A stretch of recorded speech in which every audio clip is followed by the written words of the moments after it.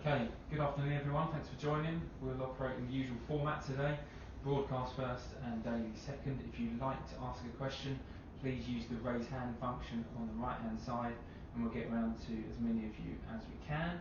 We will start with Ian Bolton. If you unmute yourself, Ian, and away you go. Frank, hello, how are you? Hi Ian, good, thank you. Good. This is a bit of an all-encompassing team news question. You had some concerns before the international break with Christian Pulisic and Kai Havertz. Has everyone come back okay? Do you have any positive tests? How are things with Ben Chilwell, Thiago Silva? Can you go to Newcastle? Just fill us in. Okay. Christian Pulisic is not fit for Newcastle, but he's stepped up his training slowly. It's been quite a problematic injury, so we'll stay cautious. Kai Havertz is back from isolation, is over, tested negative 2 days ago, so he's just started training with us, more on his own actually, to get individually some of his fitness back. It's been 2 weeks at home. Thiago Silva has just landed. He just messaged me this afternoon, so he probably won't be going to Newcastle because of the length of the journey and timings, etc. We're still waiting on some results from the test that we now have to do as the players have arrived back from their internationals. Unfortunately, some of our players are arriving back this afternoon. Some played last night, so with the 12:30 kick-off on Saturday, there's clearly a lot of challenges for us. Mason Mount made 3 starts for England during this international break. It's now 5 starts for England in a row. How impressed have you been with his development as an international, and are you at all concerned about the amount of football that he's playing? Well, I'm impressed with his development, and I think it shows you how much Gareth and Steve rely on him and trust in him. I have done for my time in management, to be honest, and I think it's nice to have seen a lot of positivity around Mason. I think it's well deserved, and maybe because he's not a player that, or maybe he's a player that has more quality passes, impressive moments in a game than a show reel of step-overs and flicks. Maybe that's not as exciting to the modern fan, but for us managers of him, I think you can see how much we rely on him. I get Gareth's position in playing him. He's played 3 games. He was the only player in the England squad of all the European playing players at club level that played 3 games.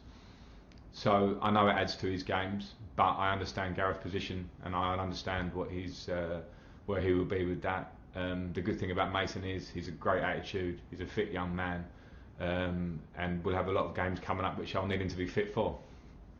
Did you cope with it? I hope so. Yeah, he did. Yeah, at the moment he'll be coming back to train this afternoon, and when I say he'll cope with it, I mean I have to look at each player in their own respect in terms of rotation and minutes in game, substitutions, when they can come on and when they can play, because our schedule has never been busier. There's never been more of a pressure on players. But I can't sit here and say that Gareth Southgate shouldn't make the decisions he makes when he's England manager and the position he's in. So that's just a part of the story. But as I say, with Mason, I hope that he comes through fresh, because at the minute he's in great form. 5 substitutes have been reintroduced by the EFL. The Premier League managers had a meeting yesterday. It was discussed. Where do you stand, and do you think we are any closer to having 5 subs in the Premier League? I think it's something we have to address again with all clubs. I know we had a vote early season.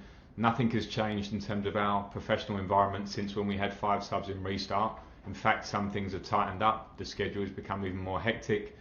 There's been no relaxation around it, but we've gone back to 3 subs, and the reason maybe managers are not making those 3 subs so much in game, if people want to argue they're making 1 or 2, is because if you have 10 players that are you're fearful of tiredness in the latter stages of the game, to make that 3rd sub in 70 minutes is a danger zone that you might have an injury after that. So I think there are many things. My main concern, and I think it was flagged through and backed by a lot of managers, I don't want to go into the details of yesterday, but my main concern is the player welfare of the players that are under incredible stress, particularly players and clubs that are playing in Europe. It's every 3-4 days, week after week after week, and then we're not even at Christmas, and the Christmas schedule looks the same, and the international break is gone. I don't want anyone to cry their eyes out for players, because we know how lucky we are to do this job, but everywhere else in Europe and around the world, it seems, has 5 subs, and we at the moment don't. We have to revisit that, in my opinion. Last question, please. Oh, okay. All right. Look, the PFA has this week announced the setting up of a new advisory group to look at how better to support former players who now have dementia. The recent news about Bobby Charlton, of course. But you played, your father played. How concerning is it, do you think? Well, it's concerning.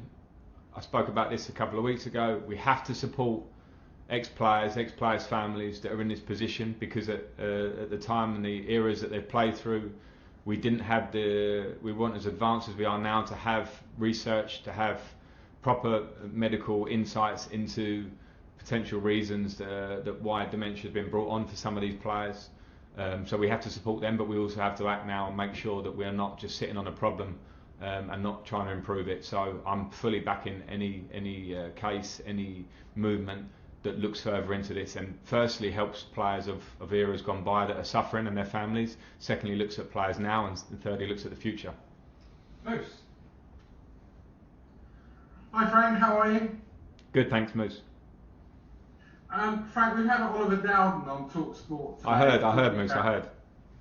Okay, well, what are your thoughts? I mean, are you more optimistic now that maybe we'll get fans back in before Christmas? Do you think that that's the way to go forward, to have fans tested, to make sure they're negative to get them in? I mean, how do you think it could work, and are you more optimistic this lunchtime having heard what you told Talk Sport? I am optimistic. I haven't heard him speak, and I think it's something where the government haven't been vocal enough on, for whatever reason. I think we as a public and in the sport want to know whether it's positive or negative. Today is the most positive I've heard an answer from the government. It wasn't factual, and I understand why not, because it has to be safe first and foremost before we can have fans back in the stadium. But when you see other areas of life at the moment where we are having gatherings that are controlled, that are safe environments, then of course at football we have to look at it and try and get it back as quickly as we can in that safe environment. So I'm positive. I thought it was a very good interview. I appreciated listening to his words, and let's hope they get acted upon and it is safe and fans are back to whatever level to start off with.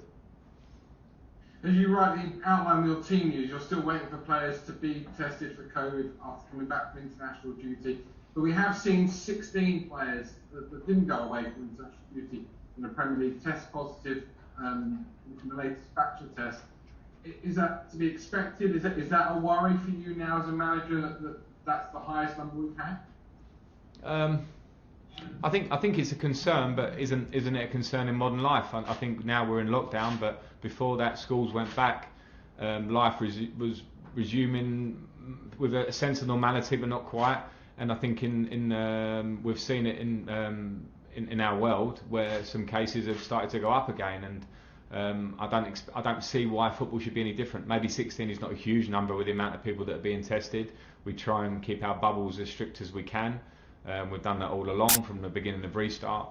So let's just hope that those numbers don't continue to go up and come down again.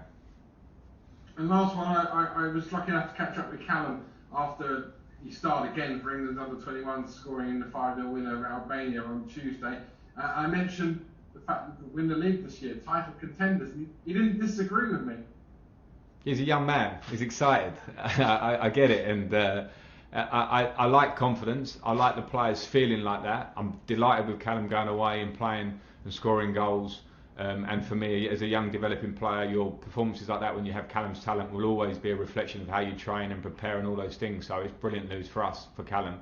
As for us as a team, my job is to dampen what he said there and say that we know there's a long way to go. We're 8 games in. We're in a decent position. Recently, we're playing well.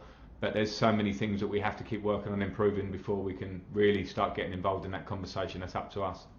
John Southall, 5 Live. Hi Frank, how are you? Good, thanks. A number of managers, Frank, have spoken about the fixture schedule. I think Pep did, Jurgen Klopp did, and I mean, you have to say Newcastle away at 12:30 on a Saturday when you've just got some of your players back and you may not have them all back isn't probably the best, is it? No, it's not. I have to be honest with it, and I will be honest with it. If you're talking about any team in the Premier League, we've been training with 4 players generally in these last 2 weeks. So the majority of our squad have been travelling. Some are travelling just landing now. They will travel again to fly up to Newcastle. They'll travel back from Newcastle. They'll fly to Rennes on Monday. They'll fly back from Rennes. And when you look at the scheduling, for me, it's just a common sense factor of, I think the broadcasters never had as many slots of games as they have now. That 12:30 slot, how much does it need to be there? If you are looking over the course of the season, I don't know how many times we return from international duty. I don't know, is it 5 through the season?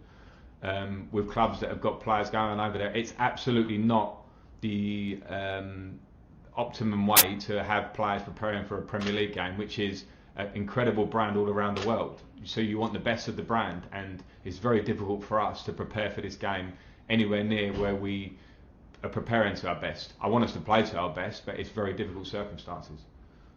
Well, I mean, what is the answer? Do you as managers speak with the Premier League, speak with broadcasters, and also just another one? How worried are you? You touched on it a minute ago.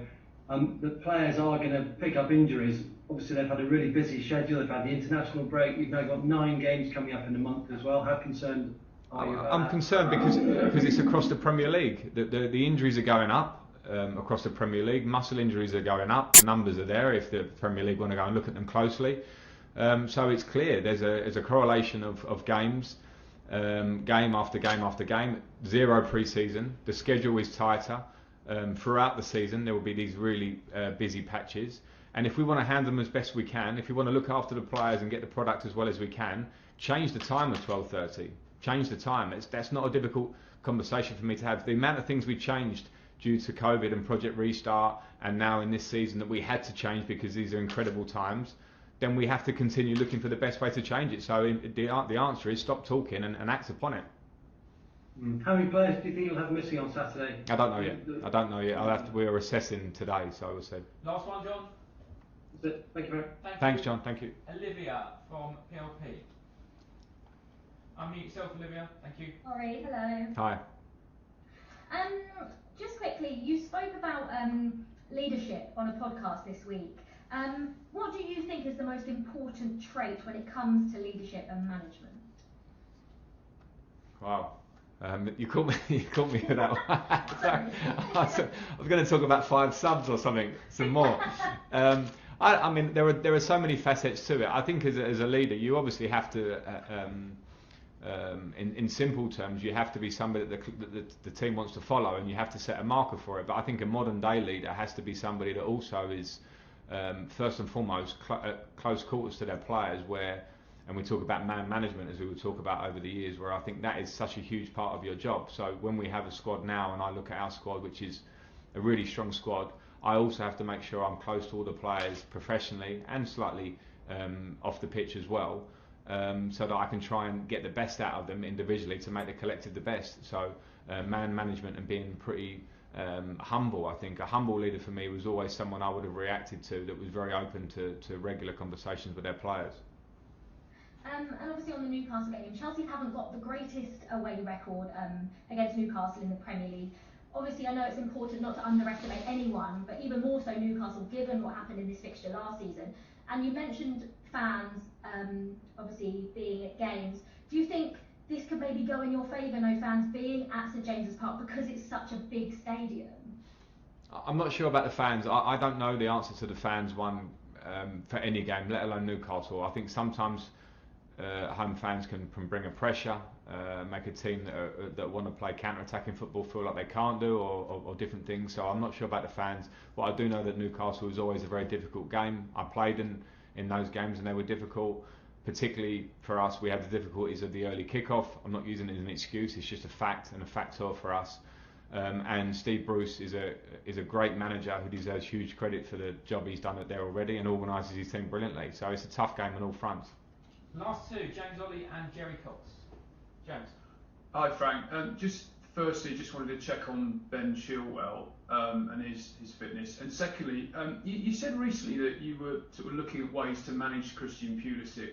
Do you feel you've found the answer to that yet, whether it's a more kind of tailored training programme, or are you still sort of searching for the answer on that? Yeah, with Ben Chilwell, I haven't seen him yet. He stayed with England, as you know, he was on the bench last night, obviously getting fantastic care with England, so I'll see him this afternoon, but he was improving, hence he was on the bench. So I'm positive that he'll be okay, but I'll have to see him later on today or straight after this. With Christian, we're still searching. He's in a position at the moment where, as I said, he's had a problematic injury.